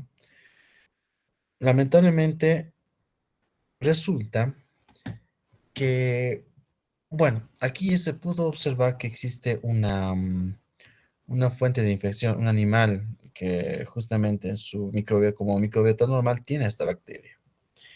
Este va a ser el famoso armadillo, ¿ya? Entonces eso va a tener del género de Apsidbus y su especie va a ser Nomensiticus. Entonces, ¿estos armadillos están en Bolivia? Sí. Mayormente van a estar plenamente distribuidos en el altiplano, en Oruro y en algunos sectores de Potosí. Entonces se pudo ver que este funciona como un reservorio natural. Lepra actualmente en nivel mundial sigue habiendo casos. Al momento no son tal vez tan frecuentes, son pocos, por eso, por ejemplo, aquí en Bolivia podemos ver a menos de uno o un caso por 1000 habitantes. Esto fue tal vez registrado en 2016, en donde se pudo ver más, justamente en lugares calientes. Entonces aquí podemos catalogar lo que va a ser Venezuela, lo que podemos ver aquí Brasil, Paraguay, y si hablamos en el continente africano, también podemos ver justamente esa distribución en lugares cálidos, ¿no?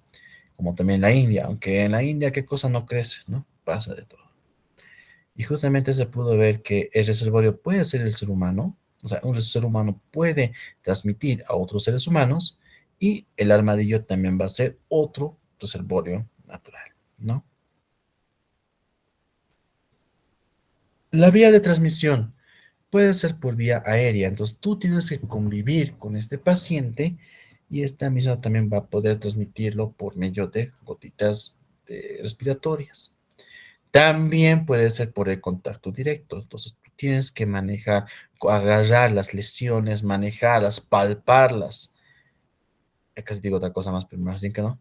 Y bueno, también por ese mismo tipo de contacto puede haber esa transmisión. Por eso el contacto domiciliario va a ser va a ser el más frecuente.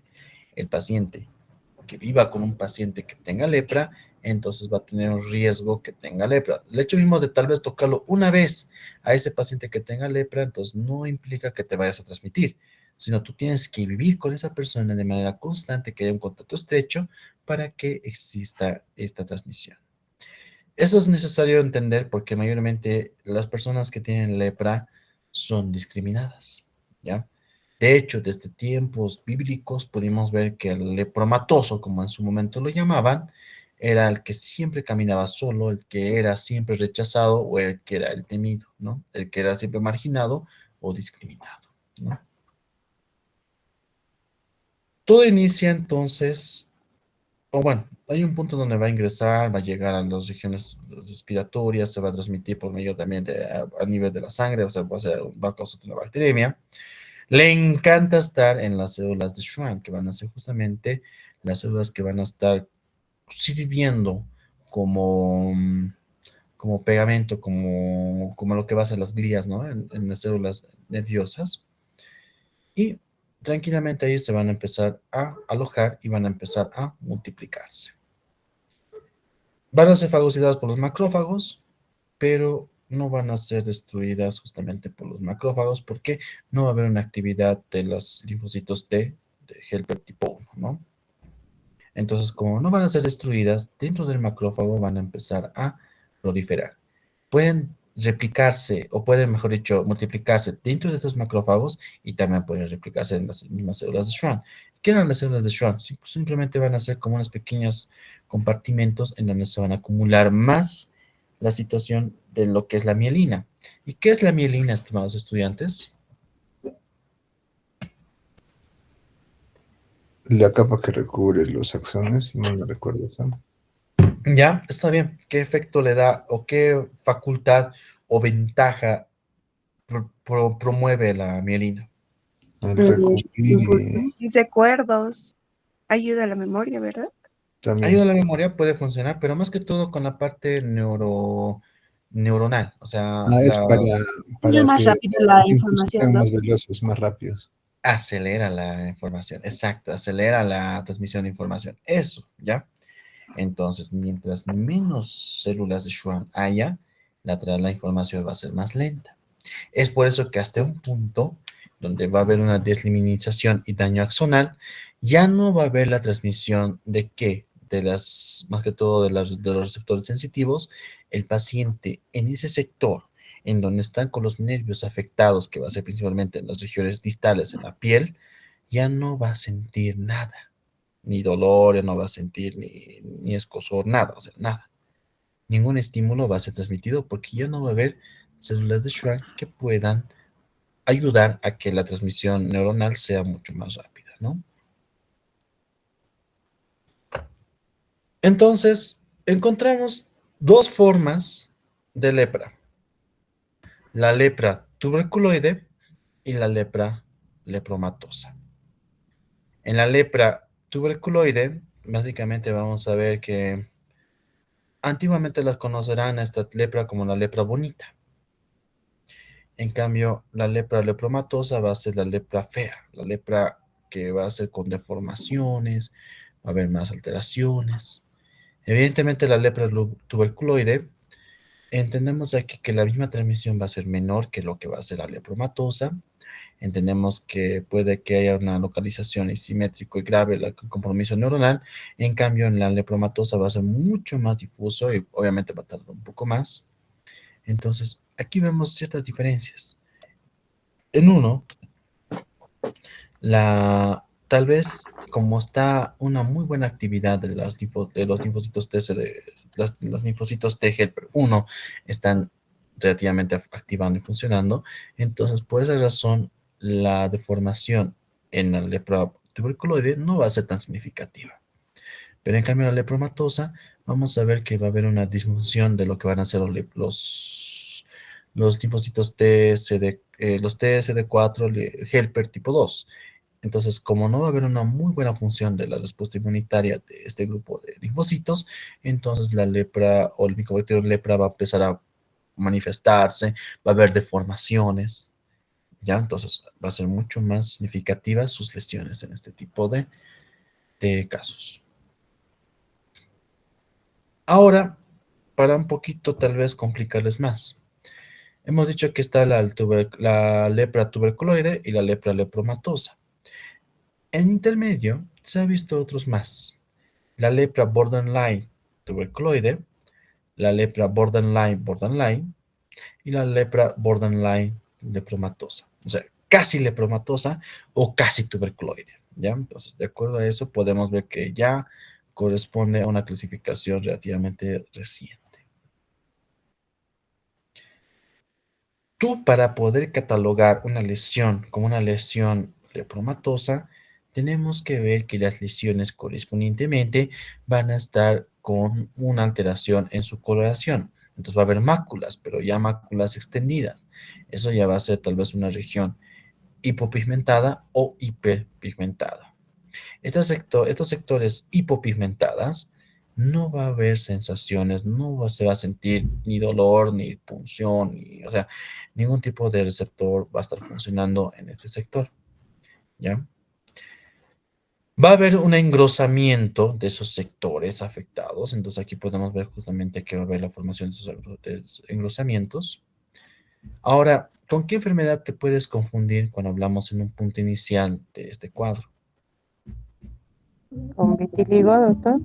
Exactamente. El vitíligo, por ende, a diferencia, puede ser segmentario, puede ser en el rostro, puede ser en diferentes sectores, pero sin embargo, en la piel no va a haber engrosamiento. O sea, los lugares en donde vamos a encontrar emblanquecimiento por el vitíligo, no va a haber engrosamiento y esta se va a mantener limitada. En cambio, en una lesión, especialmente aquí en las manos, encontramos lesiones blanquecinas, uno diría que es vitíligo, pero esas lesiones van a estar aumentando.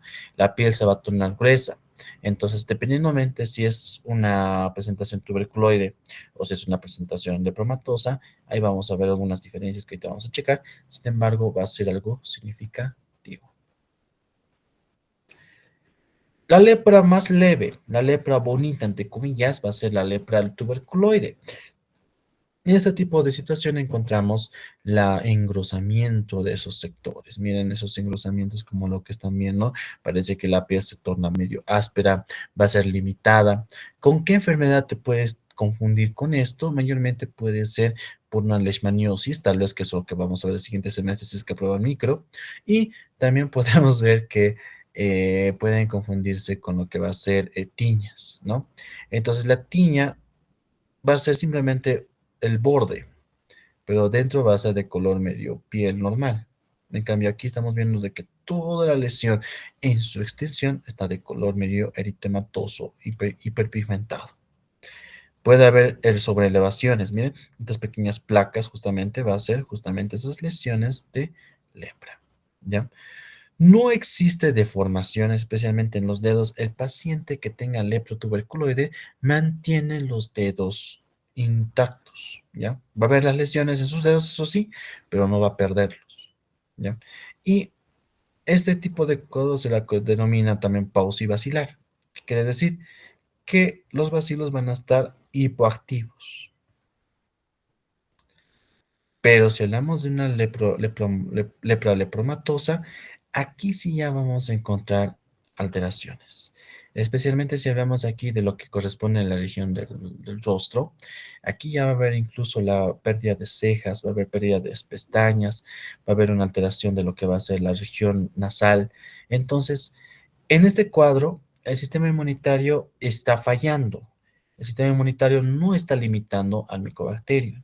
Entonces, por eso el Mycobacterium leprae está claramente proliferando, llegando a diferentes sectores. Aquí, por ejemplo, si tú te tocas aquí al paciente, ya no va a sentir ninguna sensación. Podemos ver que también puede afectar, puede haber como una formación de máculas hipopigmentadas, puede haber la misma deformación de lo que va a ser la pirámide nasal. Vamos a verificar que también existe un engrosamiento de lo que van a ser los labios. Esto tal vez va a ser la parte más grave de esta situación. A esto lo llamamos la facie leonina, que parece el rostro de un león. Por eso lo llaman la facie leonina, ¿ya? Y eso va a ser propio de lo que va a ser la lepra lepromatosa. ¿Qué es lo de malo también de esto? La inflamación puede llegar no solamente a la piel, puede llegar a las mucosas y más adelante también puede afectar a los glóbulos oculares. Entonces los glóbulos oculares, especialmente en la región córnea, va a empezar a formar una inflamación y eso va a provocar de que la córnea se torne se vuelva opaca y asimismo puede también perder y provocar una ceguera. También podemos ver que puede haber la formación de la disminución, o sea, puede perder básicamente los dedos. Como podrán ver aquí va a haber una inflamación, un engrosamiento de la piel. Los mismos dedos ya van a perder su función motora, ya no van a poder agarrar, ya no va a poder manipular bien los dedos. También podemos ver que en algunos casos se ha visto de que también por el hecho mismo de que hay demasiada inflamación, algunos sectores también se fueron ya desprendiendo. Entonces, esos ya van a ser unos eritemas nodosos leprosos. ¿Ya? Bien, ¿hasta aquí está claro? ¿Hay alguna pregunta? Doctor, ¿No tiene tratamiento?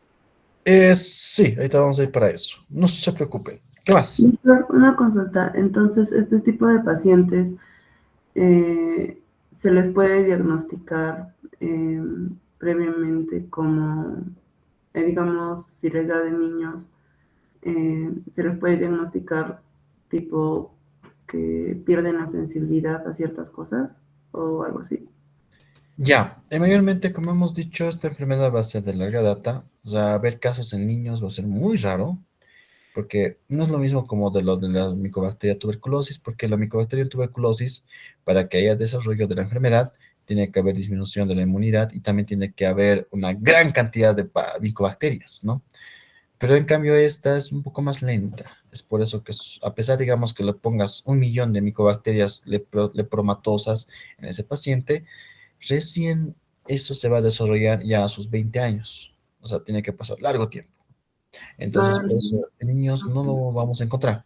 Por eso los pacientes leprosos van a ver que van a ser personas adultas, ¿no? Me preguntaba porque hay una sobre el rey leproso que tuvo el mismo diagnóstico, creo, o es otro. ¿Rey leproso? Sí, el rey leproso. Ah, rey leproso. Voy a revisarlo, ¿ya? Voy a revisarlo, me has hecho dar dudas. Pero usualmente este tipo de cuadros se torna en pacientes adultos. Bien, ¿qué otra pregunta más tiene? Afortunadamente, este tipo de cuadro no es tan frecuente, pero sí en algún momento les puede aparecer en sus consultorios. Entonces, por eso tienen que estar al tanto, ¿no? ¿Cómo hacemos el diagnóstico? Esas lesiones cutáneas hay que hacer biopsia, ¿ya? Pueden tal vez sacar una pequeña porción de linfa de lo que va a ser el lóbulo de la oreja o de las lesiones cutáneas, si se puede sacar, perfecto. Pero también tenemos que hacer biopsia sí o sí. Si vemos la biopsia, agarramos, entonces vamos a buscar la presencia de lo que van a ser justamente la necrosis casiosa. También vamos a ver en la tinción Nielsen cómo están agrupadas la Mycobacterium leprae. Y resulta que las Mycobacterium leprae van a estar en este tipo de cúmulos. Los que han hecho baciloscopía han visto de que están plenamente separaditos, rara vez van a encontrar agrupaciones de Mycobacterium tuberculosis, ¿no? Pero en cambio el Mycobacterium leprae va a estar pues así agrupaditos, van a estar todos así como si fuesen tojpas y tal como lo que pasa en su paralelo, que son los 5 grupos de amiguitos, igualito en ese mismo grupitos, entonces van a estar acumulados. Entonces, obviamente esto ya no va a ser esputo, sino va a ser tejido como tal de la biopsia cutánea. Entonces, eso es algo que nos puede orientar a un diagnóstico de lepra. La biopsia, bueno, esto ya va a ser relativamente más propio de lo que corresponde a anatopatología. Ahí tenemos que encontrar granulomas bien formados en diferentes sectores cutáneos. Tenemos que buscar justamente las famosas espumas de Virchow, que es justamente la cantidad de leucocitos con una gran cantidad de Mycobacterias leprae.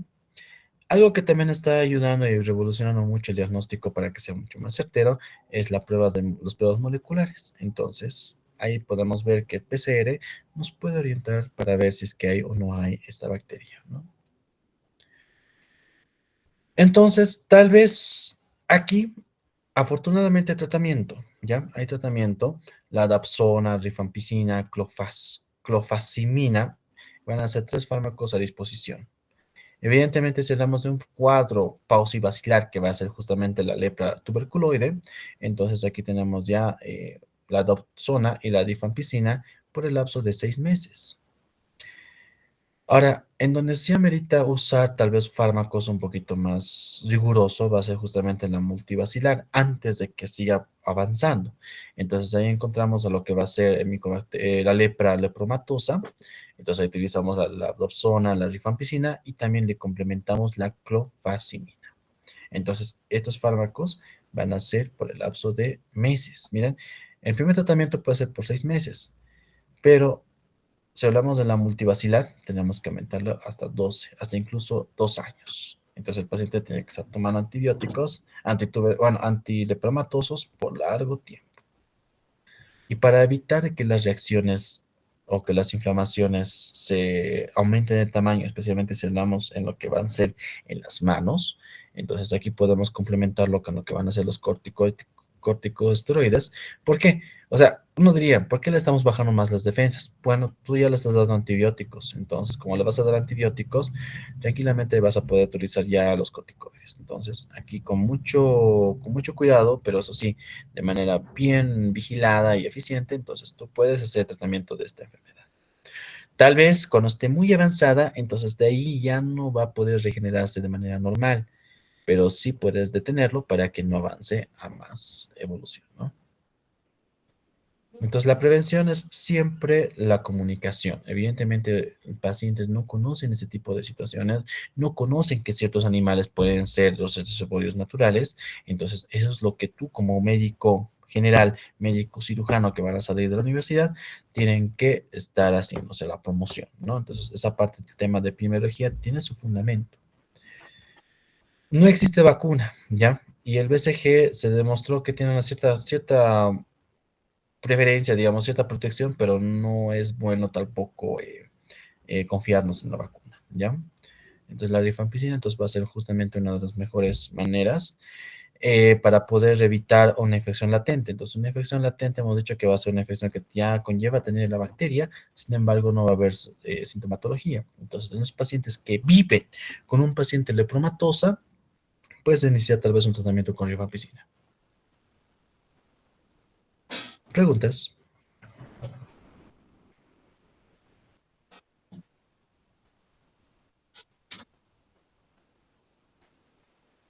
¿No hay preguntas? ¿No hay dudas?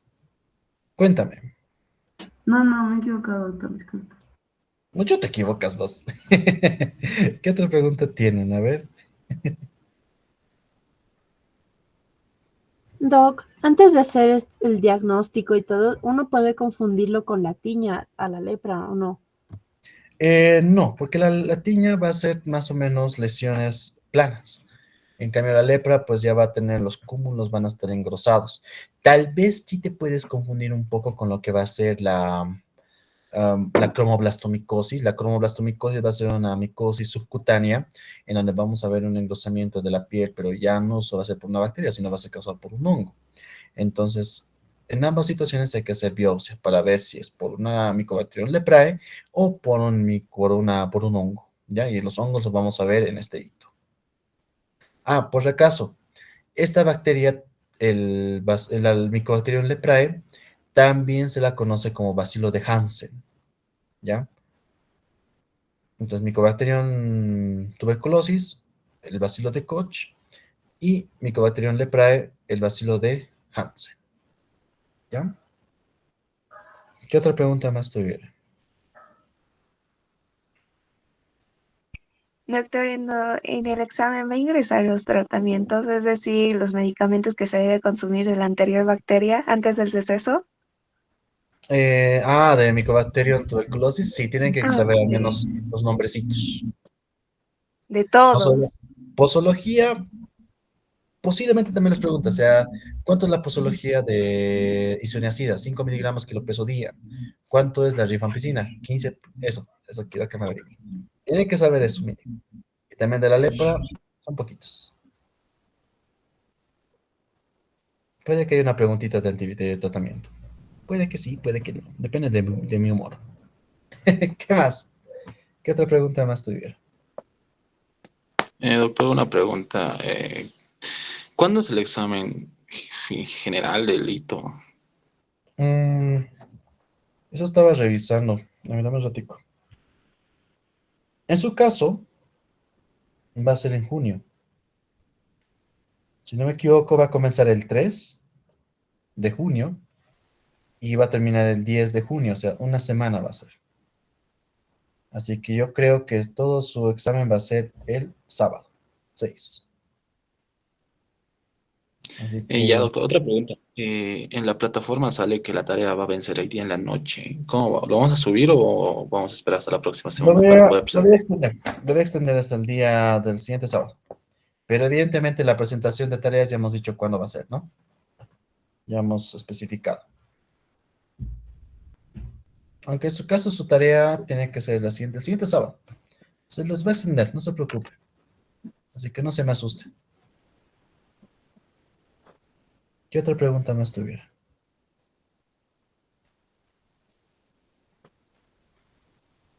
Ya. Listo, ya hemos ido con las dos bacterias más complejas. Quisiera entrar una más, pero creo que se me van a colapsar, creo. ¿O quieren una más? Ya. Cuéntame, Celeste. Doc, ¿y nos va a pasar las diapositivas para hacer los resúmenes de esto también? No, porque tienen que hacer los resúmenes también de los libros, no solamente mis diapos. Ahora no tengo libros, los pasé en un link en inicio de semestre. Doc, Así pero que así hacemos de las dos, porque yo igual te estoy sacando del libro, pero igual no sirve esos diapos. lo voy a pensar. Me han sacado mi piedrita la anterior semana, así que pues lo tengo que pensar bien. Doctor, una pregunta. Cuéntame, Luz. ¿Podría repetir los temas que se presentan en los nuevos resúmenes? Por favor. Bueno, tuberculosis y lepra. Ok, gracias. Ok. ¿Qué más? ¿Alguna duda más? Es solo ver a Ser Guayo callado. ¿Qué pasó? ¿Está vivo? Lucha. Ser Guayo, te pasa Ser Guayo. Ya. ¿No preguntas? No, sí estoy, solo es que estuve almorzando. Bloqueando, yo diría yo, pues. ¿Por qué pinchas llantas? Para ahorrar recursos, pero de ahí nomás ya con eso bloqueamos. ¿Ah, sí? Chucha. Te he visto de azul ahí. Azul, azul más del más. Solo pinchamos marca Pirelli, Doc. Pileri. Este. Ok, bien. ¿No hay más preguntas? O iniciamos una bacteria más. Estoy pensando. No, doctor, no. ¿Por qué? Dijo que ya terminó la clase, doctor. No es cierto. No me acuerdo. No hay grabación, así que, jaja, ya, no hay pruebas. A ver, ¿qué bacteria más puede ser? A ver, ¿qué más podemos meterle? Ah, leptospirosis más puede ser. A ver, ¿qué más tengo aquí? Aquí ¿dónde está? Micro. Tengo que actualizar mis diapos. Sí, hemos avanzado buen tanto. Leptospirosis, Clostridium ya hemos avanzado. Anaerobios. Uy, eso tenemos que ver cuando lo aplicamos. Bacterias especiales. Después puro hongos vamos a avanzar. ¿Ya? Ok, ya les voy a dar su descanso. Tranquilos, ya no se estresen. Son bacterias pesadas, pero igualmente con 2 bacterias me puedo emocionar con las preguntas. Así que todo depende del buen humor. Ustedes me han hecho renegar, así que toca nomás castigarlos. Pues innecesario. Bien, estimados estudiantes, vayan a almorzar. No vayan a fiestar tanto como Jainer. Y, Serguayo también está ahí festejando con los que están bloqueando, así que bueno, no me sorprendería. Si no van a aparecer en confesiones. Bien, ya son libres. Eso es todo. Que les vaya bien. Hasta luego. Hasta luego, doctor. Hasta Hasta luego, luego. doctor.